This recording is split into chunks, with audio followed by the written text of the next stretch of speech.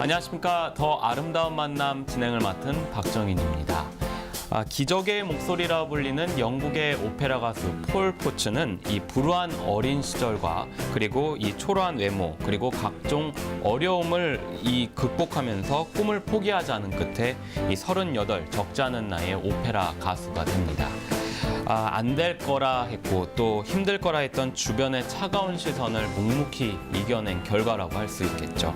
대한민국, 누구도 가능하지 않을 것이라고 얘기했던 그 부분을 도전한 남자가 있습니다. 역시 모두가 안 된다 고개를 저었을 때 당당히 꿈을 이룬 한 남자가 있는데요. 그분을 지금부터 함께 만나보시겠습니다.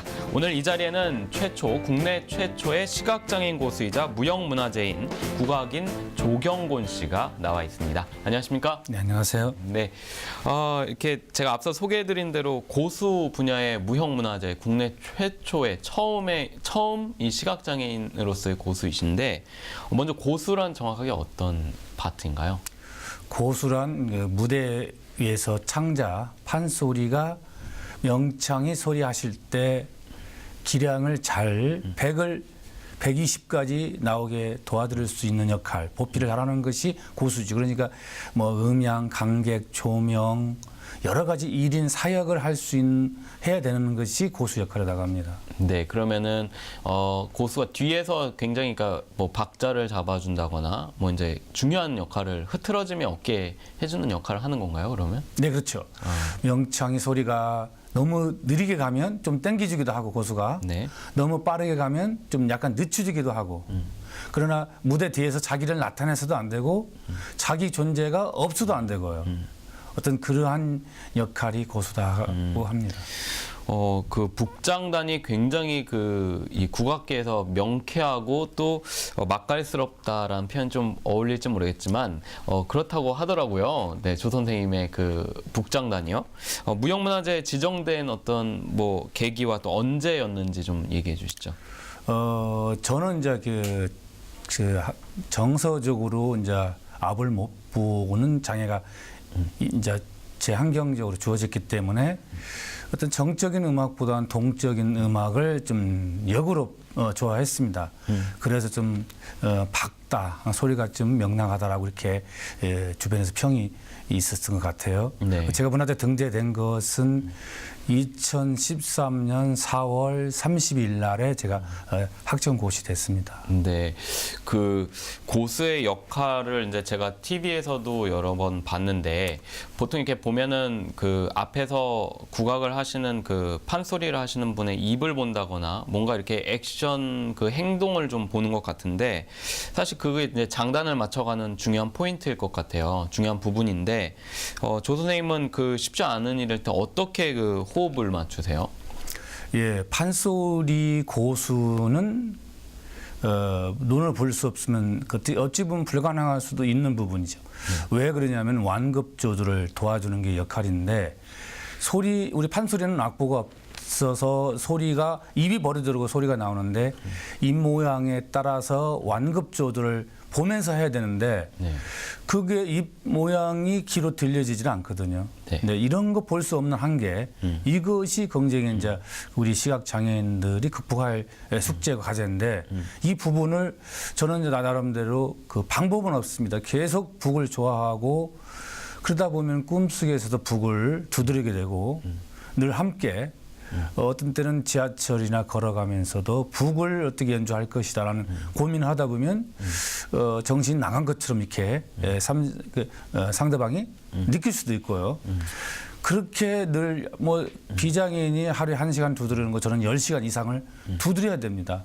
두드리고 또 두드리고 눈물의 북을 두드리고 기쁨의 북을 두드리고 하다 보면은 자기도 모르는 순간에 그 깨달음이 오고 느낌이 오고 네. 그러다 보면은 과학적인 부분은 해결할 수 없는 부분을 노력이라는 그 부분으로 해결할 수 있게 되더라고요.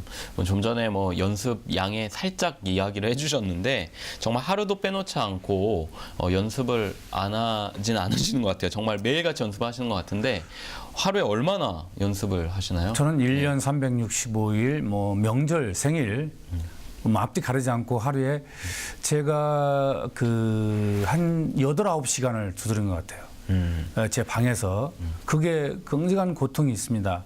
우리 북 연습을 명창은 서서 창자는 연습하면서 누워서 연습할 수 있지만 북은 앉아서 정자세로 해야 되기 때문에 피가 안 통하게 됩니다. 무릎이 관절이 거의 나가게 돼요. 그러니까 제가 계단을 혼자 올라갈 수 없는 정도까지 그러한 상태까지 오고 그랬었습니다. 네, 네. 그래서 의사 선생님께서는 더 이상 연습을 하게 되면 상당한 어려운 난관이 올 수도 있다.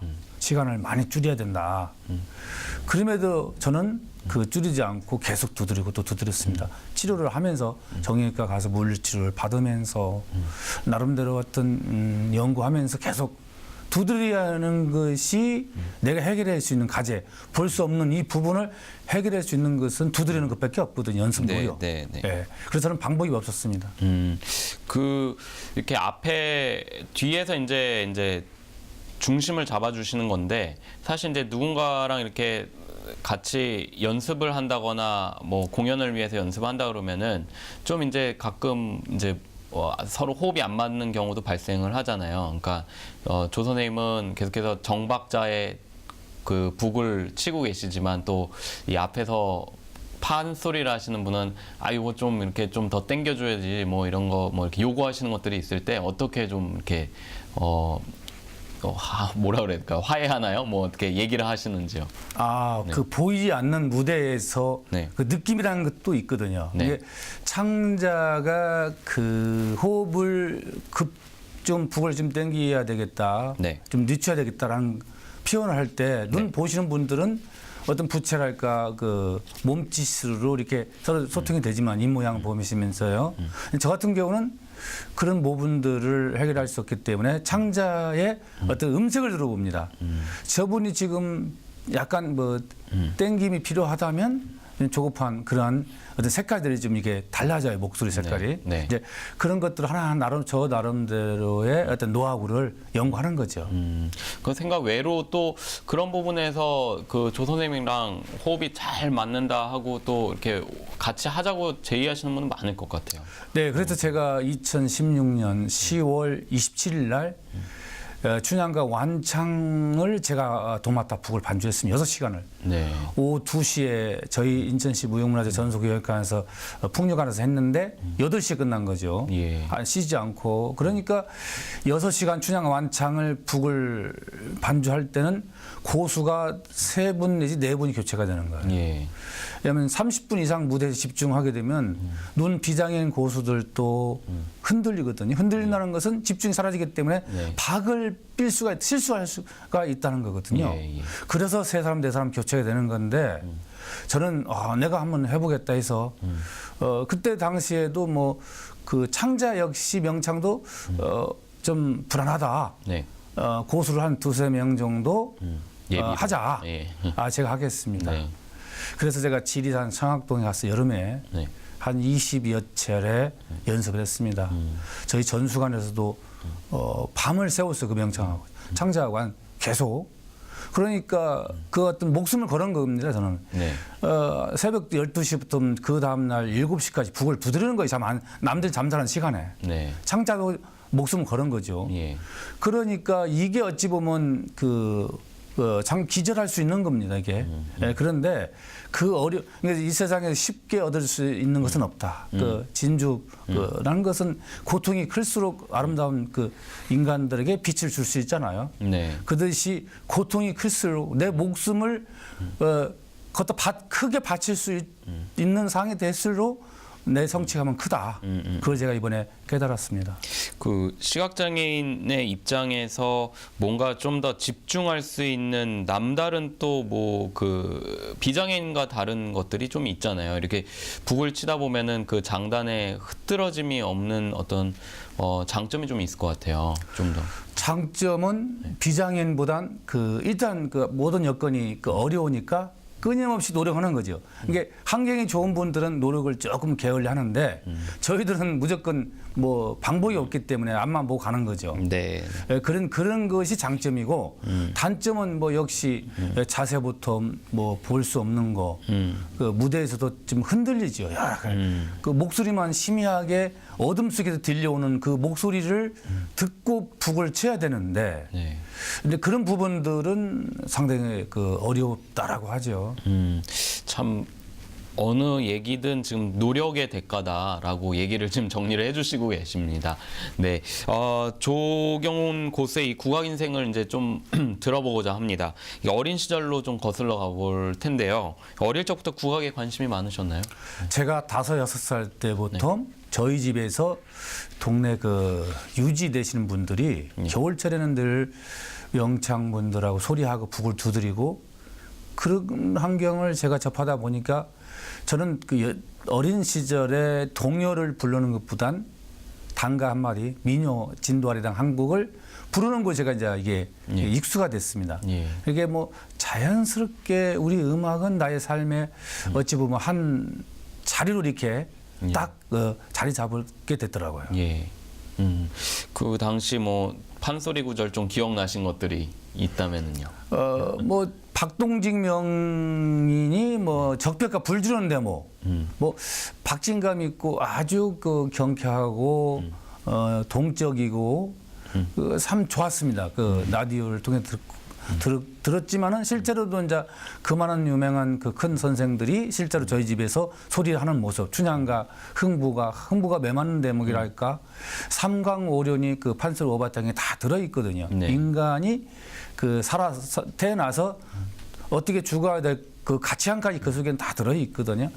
그런 것을 어떤 그 상극 속에서 소설로 상극을 만들었지만 그 속에서 제가 기쁨을 느끼고 어리지만 뭔가 그 모르지만은 어떻든 그 제가 도취될 수 있는 그 푹 빠져들 수 있는 그런 뭔가가 있었어요. 궁금한 게 하나 있는데요. 그 지금 이제 연습을 하기 위해서 이제 악보라고 할 수 있죠. 그 기보되어 있는 것이 그 점자로 지금 전환이 다 되어 있나요? 국악 쪽 같은 경우는? 국악종은 이제 가야금이나 기타, 대금이나 산조 네. 이런 음악들은 창작 음악은 악보가 돼 있습니다. 네. 그런데 판소리만큼은 악보로 만들 수가 없으니까 네. 이것은 즉흥 음악이지만은 자기의 어떤 가슴을 그 표출하는 음악이기 때문에 가슴이라는 건 보이지 않는 그 세계인데 4차원, 5차원적인 부분을 우리 어떤 악보로 현대적 어떤 과학적으로 이렇게 만들 수 있는 것이 아니거든요. 만들어진다면 그것은 음악이 아니기 때문에요. 그래서 우리 음악만 판소리만 악보가 없는데 나머지들은 다 악보가 다 그 점자든 일반 묵자든 다 준비되어 있습니다. 근데 고수의 역할에서 이제 무슨 장단이라는 것들이 있잖아요. 장단을 맞추기 위해서는 어떤 뭐 그런 기보된 것들이 좀 있을까 해서 제가 그 질문을 좀 드렸던 거고요. 예. 가족의 이제 반대로 명창의 꿈을 좀 접으셨을 때가 있죠, 지금. 네네. 저희 큰아버님이 그 이제 국악을 오바탕을 판소리를 다 하신 분이었습니다. 네. 그런데 이분께서는 뭐 한 50, 이제 그분은 지금 한 90세가 되시고 돌아가셨지만 그 큰아버님 시대 때는 뭐 우리 음악이 지금 역시 마찬가지로 상당히 어려울 시기였어요. 어떤 경제적으로. 그러니 퉁수 10년 부르면 식은 밥 한 술 얻어먹을 수 있는 우리 음악이 이렇게 좀 어렵다. 그러니까 네가 뭐 경제적 도움을 줄 수 있는 음악이 아니니까 네가 그만큼 투자해서 얻을 수 있는 음악이 그 어떤 그런 직업이 아니다라고 말씀해 주셔서 너는 자 네 갈 길을 가되 네가 눈을 볼 수도 없는데 더욱이 그 어렵다. 그러니까 뭐 흔히 할 수 있는 뭐 그 시각 장애인들 할 수 있는 그 직장들이 있잖아요. 집이나 안마 뭐 이런 쉽게 할 수 있는 거를 선택을 하라고 이렇게 권유했지만 저는 뭐 장애라는 것이 뭐 물론 그 직업을 선택해서 가려갈 수 있는 분도 있지만 다양한 직장에 다양한 업종에서 예술이든 어떤 분야에서 자기 인적 능력을 개발할 수 있는 것이 있지 않을까. 어떤 그런 고집이 좀 제게는 있었어요. 뭐 사전에 좀 이제 조사를 하다 보니까 판소리 외에 이제 어린 시절에 굉장히 그 학창 시절이죠. 운동을 좀 다른 학우들보다 좀 특별히 더 좋아했다라는 그런 이야기들이 좀 담겨 있더라고요. 합기도를 제가 좀 좋아했어요. 합기도를 좋아했는데 좋아한 이유는 이제 저도 이제 액션 배우가 좀 되고 싶어서 네. 그랬는데 이제 고향이 이제 전라북도 김제인데 네. 거기 이제 옛날 왕우라는 우리 집안 그 어르신의 형벌 되는 분인데 네. 이분이 이제 그쪽에 그때 태권도 그때만 저하고 한 15년 차이 나니까 나이가 네. 그분은 이미 어느 정도 무명의 어떤 그 길을 걸어가고 계셨어요. 예. 저희 집이 먼 거리 아닌 집이니까. 그래서 참 그때만 당시에 그분이 참 너무 멋지고 멋있었어요. 어린 네. 시절에. 그래서 나도 저분처럼 저 형님처럼 뭔가 그쪽 예술 운동을 해서 영화 쪽으로 하고 싶다. 그걸 방향을 잡아주신 분이죠. 네. 그래서 이제 합기도를 굉장히 제가 좋아했습니다. 예. 운동을 그러니까 뭐 순발력 있으니까 친구들보다도 제가 뭐 굉장히 앞서가죠. 자전거 석대도 제가 뛰어넘었으니까 네. 그냥 서서 예. 그 정도로 순발력이 점프력이 상당히 제가 좋았습니다. 네. 지금도 그런 얘기를 해요. 친구들이 만나면. 그래도 뭐 지금도 그 어떤 유연성은 살아 있을 것 같은데. 그게 도움이 준 것 같아요. 고수 북이 네. 수학하고 운동 잘하는 분들 북을 잘 칩니다. 아, 그 이유가 이유가 이게 우리 북이 고법이 수학 공식처럼 이게 딱 풀려지는 부분이 있어요. 그 순발력이 필요하죠. 운동을 잘하신 분들 순발력이 있거든요. 그러니까 운동 잘하는 분들은 수학은 잘할 겁니다. 잘하는 분이야. 그분이 이제 학문적으로 연구를 안 해서 그러지 수학적 머리가 뛰어나거든. 계산적으로 이렇게 운동을 하기 때문에 네. 그래서 수학 잘하는 분, 운동 잘하는 분들은 북을 하면 좀 가능성이 좀 높아요. 그 굉장히 그 심장 박동 이 쿵쿵 소리랑 그거를 내가 손으로 치는 이 북이랑 그 어떤 정확하게 떨어져야 되는 게 참 어려울 것 같은데 대단하신 것 같습니다. 그렇죠. 가슴으로 연주하는 건데요. 네. 서양 음악은 어떤 틀에 이게 딱 짜여 있지만 우리 음악은 틀과 틀 밖과 안을 넘노거나 너무 다녀야 되기 때문에 네. 틀이 없는 거죠. 그렇기 때문에 좀 어려운 점도 있지만 또 나름대로 재미가 또 있습니다. 지금 그러면은 이제 시각적으로 전혀 빛의 이 어떤 밝음이라든가 어둠이 구분이 안 되시는 건가요? 네, 저는 네. 빛을 볼 수 있는 정도 시력이 전혀 안 나옵니다. 아, 그러면 이제 빛을 볼수 의학적으로 전맹으로 저희가 그렇죠. 이야기를 예, 의학적으로 생물학적으로는 뭐 의미가 없죠, 시력이. 그 굉장히 그러면은 어쨌든 시력이 그 사고 이후에 점점점 안 좋아지신 거로 이야기할 수 있을까요? 네, 그렇죠. 눈을 맞았으니까 네. 겨루기 하다가 네. 망막박리가 돼서 망막이 떨어져서 수술을 한 서서히 10번 정도 네. 하다가 한 20대 후반에 완전 시력을 잃었어요. 그 지금 얘기하셨는데 이제 눈을 맞았다라고 하셨는데요. 그러면은 그 사고가 그 어떤 운동이랑 또 관련이 있는 거네요. 네, 지금? 체육관에서 겨루기 하다가 네. 예, 여럿이 하다가 네. 뭐 1대 7 막 이렇게 하다가 일이 지금 조 선생님. 예, 그렇죠. 그러다가 이제 눈을 좀 맞았는데 네. 그게 이제 망막박리가 된 거죠. 참 그때 굉장히 그 심정을 좀 여쭤보기가 좀 죄송스럽지만 20대 때 그렇게 되신 건가요? 그러면 10대 후반에요. 10대 후반에요. 네. 그러면은 그 당시에 참 상실감이 컸을 것 같습니다. 심정이 어떠셨나요? 그때 심정은 뭐 말로 할 수 없. 제가 뭐 그 인정을 못했습니다. 뭐 잠깐 안 보이다가 다시 눈을 볼 수 있겠지. 과학적으로 뭐 이렇게 시력을 잃을 수 있다는 거 진단이 나왔지만 저는 그 의사 선생님 말씀을 인정을 안 했습니다. 네. 너무나 내 현실이 참혹하기 때문에 그러나 그것은 인정 안 해도 내가 눈이 이제 볼 수 없기 때문에 그걸 견디기 힘들었어요. 이게 공황장애 같이 오더라고요. 예. 밤에 꿈속에서는 눈이 보이는데 눈 뜨면 그 눈이 안 보이니까 제가 그 어떤 그 두려움, 공포감, 그 잠의 불면증도 오게 되고 그러다가 뭐 세상을 뭐 그만둬야겠다는 그런 해서 뭐 수면제도 한 몇 번 여러 차례 먹어보고 시도도 해보고 어떤 그때 당시에는 그 견디기가 굉장히 힘들었습니다. 예. 얼마나 그 운동도 좋아하시고 그랬기 때문에 얼마나 제 생각에는 활동적이고 활발하셨을 것 같은데 갑자기 제한적으로 어떤 그 몸이 됐으니 굉장히 힘드셨을 것 같아요. 제 생각에는. 네, 그래서 제가 더 힘든 것 같아요. 친구 관계에서도 제가 늘 리드하고 네. 주동적으로 그 단체나 제가 이끌어가고 그랬었는데 이제 동적인 게 저는 뭐 이렇게 막 그 활동적이었는데 이제 누구의 남의 그 도움 없이는 제가 움직일 수 없으니까 네. 그런 고통 또 보면 금방 어제는 봤는데 지금 볼 수 없다는 게 이 고통이 이거는 정말 그 견디기 힘들었습니다. 아마 중도 실명인 그 장애인들은 다 막 그런 어떤 마음은 똑같을 거예요 아마. 뭐 조 선생님뿐만 아니라 주변 분들 뭐 특히 가족분들 같은 경우는 굉장히 그 마음이 많이 상처가 되시고 아프셨을 것 같은데요. 특히 저희 어머님이 네. 그 심장병이 생기시고 합병이라고 해서 합병. 네. 합병이 생기셔가지고 2015년 4월 7일 날 돌아가셨는데 네. 저 때문에 이제 그 병을 얻으신 거죠. 어머니 아버님이 뭐 가족들뿐만 아니라 지인들 저 본인도 마찬가지지만 뭐 어쨌든 주변 시선이 참 너무 마음이 안타깝은 그 마음은 뭐 동네 뭐 이 동네 앞 동네 다 똑같으셨어요 그때 당시.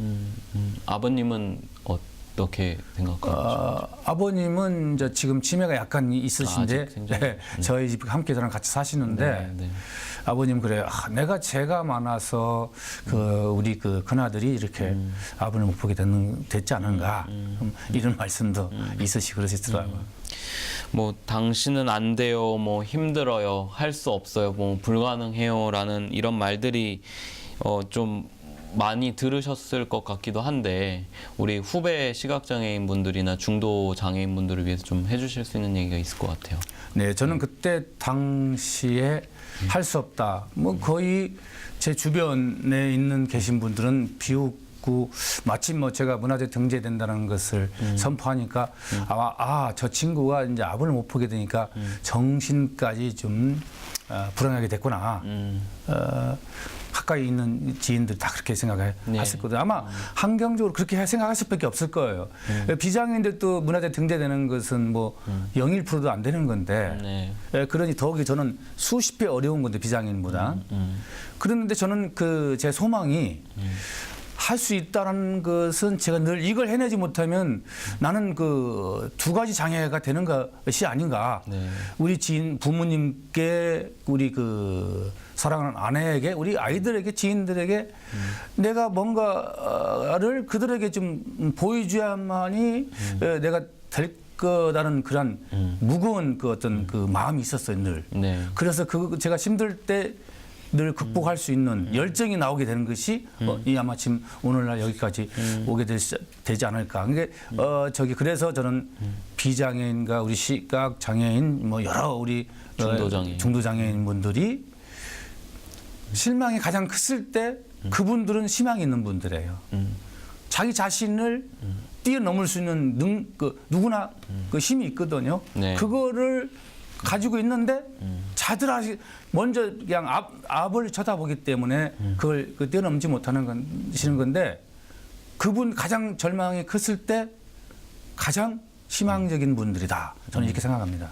강한 의지 그리고 또 그 어떤 위기가 기회다라는 말씀이신 것 같아요. 네, 그렇습니다. 맞습니다.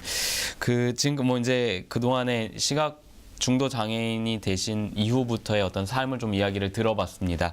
그 판소리가 아닌 좀 이제 고수의 관심을 가지게 된 계기도 있을 거고요. 또 하나는 그런 지금 이제 사고 이후에 이제 국악으로 전환을 하시게 된 계기가 있을 것 같습니다. 먼저 갑자기 이제 국악을 다시 시작해야 되겠다라고 결심하게 된 계기는 언젠가요? 제가 그 시력을 완전히 잃고 20대 중반이었습니다. 20대 중반에 그 전에도 제가 북을 좀 혼자 연주할 수 있는 정도는 됐지만은 이제 운동으로 제 꿈을 폭이 접었지만은 20대 중반에 시력을 거의 다 잃어가고 시점에 뭔가 내 인생의 전환을 점에서 여기서 내가 인생을 접기는 참 아쉽다. 여기서 뭔가 좀 새로운 인생을 시작을 해야 되겠다 해서 제가 옛날에 그 생각했던 접었던 국악을 다시 도전을 해야 되겠다. 네. 그런데 그 중에서도 가장 어려운 것이 판소리 고법인데 더 이제 거기 어렵다는 그 한계점을 제가 여러 선생님들한테 들었기 때문에 네. 눈을 볼 수 없으면 고수가 될 수가 없단다라고 제가 들었기 때문에 오기가 생기는 거예요. 이걸 한번 가치가 있다. 내 인생을 열정을 여기다가 쏟을 만한 가치가 있다. 그분들이 너도 할 수 있어, 누구나 할 수 있어라고 했으면 저는 그걸 그렇게 여기까지 오는 날 올 수 없을 것 같아요. 네. 문화재가 될 수 없을 겁니다. 그분들이 너는 절대 할 수 없어, 할 수 없다. 그렇기 때문에 제 인생에 그 제가 거기다 열정을 쏟을 수 있는 가치를 제가 느꼈기 때문에 열심히 노력을 하고 달려왔습니다. 여기까지. 그러니까 그동안 고수의 역할이라는 부분 자체가 그 뭐 예를 들자면은 그 앞에서 명창을 하시는 분들의 입을 봐야 된다라는 뭐 그런 편견이 이 선배 국악인들한테 좀 있지 않았는가라는 생각이 좀 드네요. 그 부분. 그렇죠. 네. 그래서 그분들이 우리 그 고수 문화재 선생님들이 제가 찾아가니까 나는 눈을 보면서도 북을 못 쳤는데 너는 눈이 볼 수 없는데 이거는 안 된다. 이건 기술을 가지고 하는 게 아니야. 입을 보면서 그 상대방의 마음을 읽으면서 가슴으로 연주하는 거다. 이건 단순한 그 애호 가지고 하는 것이 아니다. 예. 그래서 볼 수 없는 것 때문에 아마 그 선생님들이 그렇게 다 이구동성으로 말씀해 주신 것 같아요. 그 주변에 정말 뭐 안 된다, 불가능하다라는 얘기를 많이 들으신 것 같은데 정말 이제 본인의 의지가 너무 중요한 거잖아요. 근데 사실 요즘에 뭐 이런 어떤 사회 분위기라든가 우리 젊은 친구들, 그다음에 뭐 이제 뭐 실직하신 분들 굉장히 많은 어려움, 힘듦이 있습니다. 근데 그 어떤 마음이 지금 조선님 말씀하시는 그런 강한 의지, 극복하려고 하는 의지가 참 도움이 많이 될 것 같은데 좀 간단하게 좀 얘기를 해주실 수 있을까요? 그런 분들한테 좀 이런 의지를 가졌으면 좋겠다. 네. 제가 북을 8, 9시간 두드리면 손에서 이게 살집이 떨어져 나갑니다. 네. 그러니까 피가 나죠. 그러니까 제가 눈이 안 보이니까 손에서 피가 흘러서 북에 묻는지를 모르는 거죠. 그렇죠. 전 두드리는 거죠. 네. 저희 집사람이 이제 얘기해서 제가 네. 그 정도의 고통. 그러니까 상처가 낫기 전에 또 북을 두드리니 또 찢어지니까 네. 이거 얼마나 고통이 오겠습니까? 예. 이러한 고통. 이것이 결국 나의 그때 순간의 그 고통이었지만 지금은 이제 그게 굳은 살이 돼서 정말 영원한 나의 인생의 가치를 주어진 거거든요. 예. 그러니까 비장애인든 우리 중도 장애인 분이든 어떤 환경이 닥치더라도 그분들이 물론 뭐 그 본인은 지금 문화재 등재됐으니까 쉽게 얘기할 수 있는 거 아니냐 이렇게 할 수도 있습니다. 근데 저도 지금도 도전이 제가 죽는 날까지 숙제를 풀어가면서 결국 그 숙제를 제가 완성하지 못하고 죽는 거예요. 예술이라는 것은. 예. 그러나 노력은 한 거죠. 예. 그래서 우리 비장애인이 장애인이나 서로가 소통하면서 그 인생 한 번 왔잖아요. 그러나 그것을 어떤 환경 이게 다 똑같은 거예요. 제가 보니까 제가 예전에 눈이 안 보이게 됐을 때는 내가 이게 어두운 세상을 어떻게 살아갈까. 그 눈앞에 본 것만 생각하니까 그 공황 장애가 오고 그랬었는데 그걸 뛰어넘으니까 이제 여러 가지 이제 그 장애 극복 해소가 됐잖아요. 네. 그래서 그 현재 그 어려운 분들도 현재 그 주변에 주어진 환경을 탓하기 전에 그런 환경을 변화시킬 수 있는 주인공이 될 수 있거든요. 무엇이? 노력. 노력은 무엇으로 되나요? 인내. 인내. 하면은 저는 손에서 피가 나도록 두드렸잖아요. 네. 그러면 각자 맡은 바 이 역할에서 다리가 망가지든 손이 망가지든 하세요. 결국 꿈은 이루고 몸은 회복된다. 네. 네, 저는 제가 이런 철학을 갖고 살고 있습니다. 꿈은 이루고 몸은 회복된다. 네. 대단한. 참 되게 많은 그 감명을 받습니다. 지금 조경군 고수에게 이 선뜻 국악을 그렇다면은 국악 중에서도 고수를 할 수 있게끔 큰 어떤 전환점을 주신 선생님이 계셨을 것 같아요. 뭐 전북 아까 김제도 얘기해 주셨고 그랬는데 도대체 누군지 좀 소개 좀 부탁드립니다. 네, 두 분이 계십니다. 네.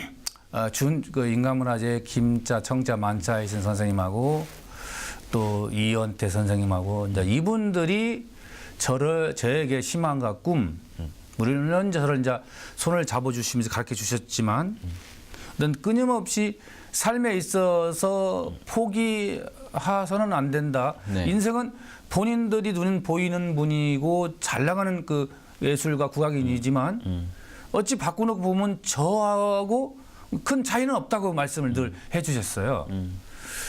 그래서 제가 그게 이제 이완이 되고 도전이 되고 계속 어떤 장애 극복하는 과정에 있어서 내가 다른 생각 갖지 않고 앞만 보고 달려갈 수 있는 그 원동력, 힘이 아마 그분들의 그 말씀에서 이완을 삼은 것 같아요.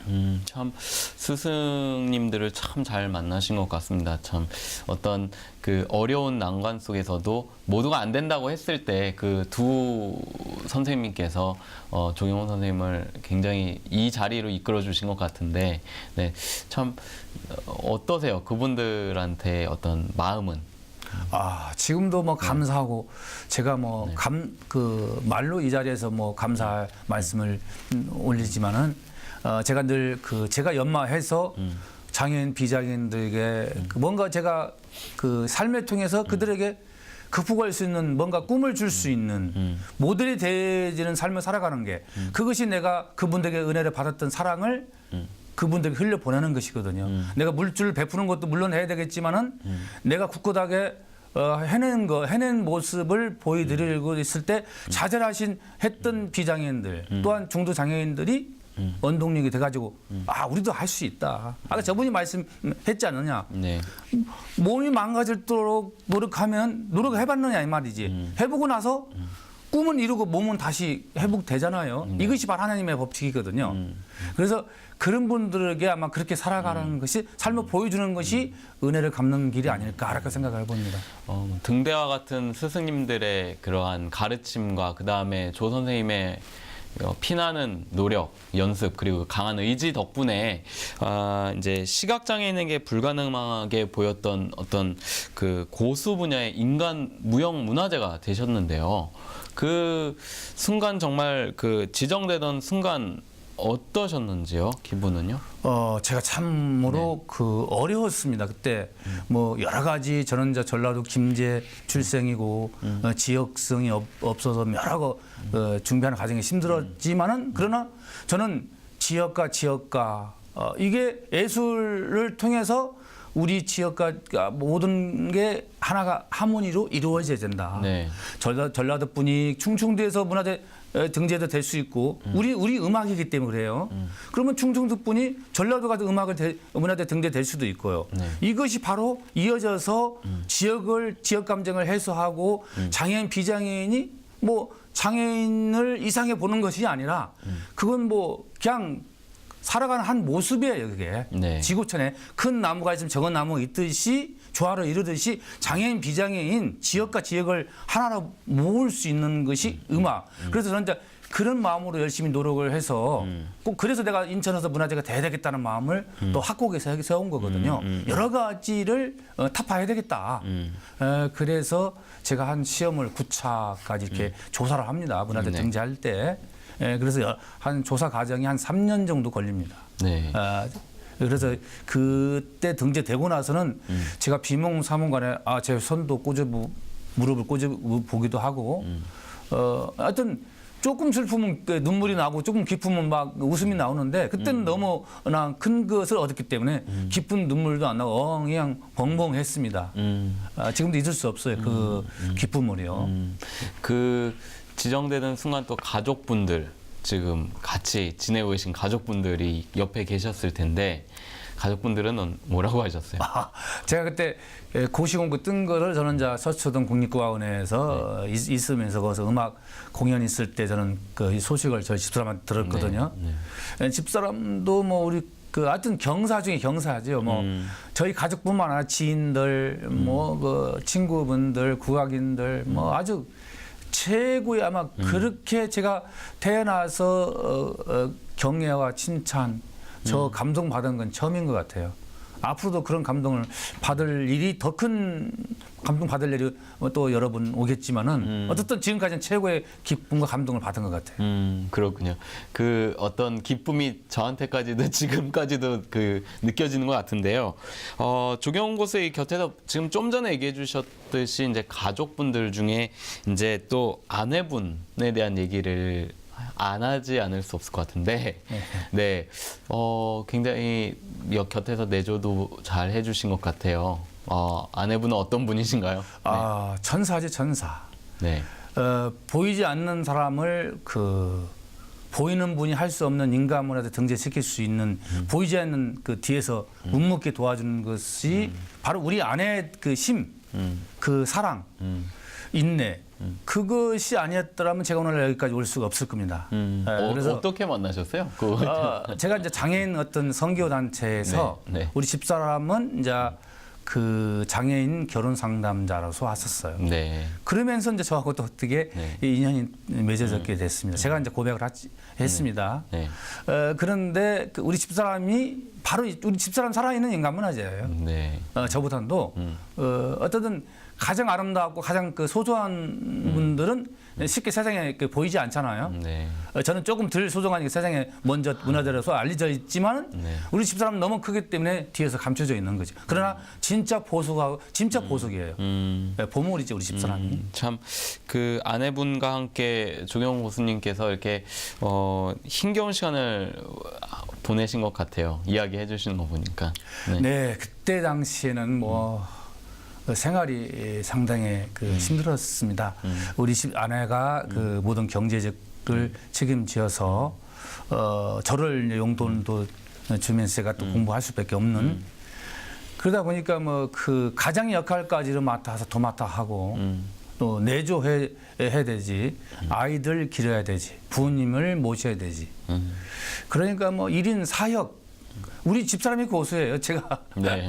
무대에서는 제가 고수지만 네. 진짜 고수는 삶을 통해서 그 사람을 만들고 보조를 1인 사역을 하는 사람이 진짜 고수거든요. 정말 저는 보이는 고수고 보이지 않는 정말 보물 같은 고수는 우리 집사람이에요. 천사 중에 천사입니다. 집사람의 안사람의 자랑을 아주 계속해서 해주고 계신데요. 자녀분들 계시잖아요. 네, 아빠에 대한 모습을 그 자녀분들은 어떻게 생각하고 있나요? 제 큰애는 제가 얼굴을 봤는데 우리 딸아이 지금 고1입니다. 네. 우리 큰아이는 지금 그 대학 2학년인데 그 딸아이 얼굴은 본 적이 없어요. 지금도 살짝 눈을 좀 떴다가 걔를 좀 보고 교복 입고 학교 가는 모습을 보고 바로 또 감았으면 좋겠습니다. 네. 그런 마음까지도 있는데 우리 아이들은 자랑스럽게 생각합니다. 우리 그 큰아이는 이 친구들은 우리 아버지가 시각장애인 고수 문화재야. 인터넷 검색해봐. 유튜브에 우리 아버지 연주하는 것도 한번 봐봐. 이렇게 늘 자랑을 합니다. 네. 그 정도 자부심이 좀 많이 있습니다. 학교에 가서 음악 선생님한테 자랑할 것 같아요.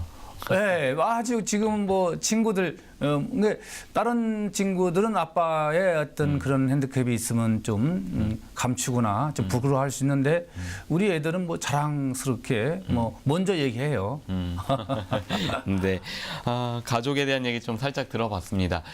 이제 장애계 어떤 장애인에 대한 사회적 분위기에 대해서 좀 얘기를 마지막으로 좀 나눠보겠습니다. 아직까지 이 장애인들의 어떤 사회적 영역이나 활동이 많이 제한적입니다. 근데 이제 조 선생님 같은 경우는 어떤 불가능한 제한적인 것들에 극복하는 과정을 지금 앞서 얘기해 주신 것처럼 쭉 얘기를 해 주셨는데 장애인이라는 어떤 그 제한적인 한계 때문에 주저하시는 분들 있고 또 요즘에 사회 어려움 속에서 또 주저하는 분들 힘들어하시는 분들 많습니다.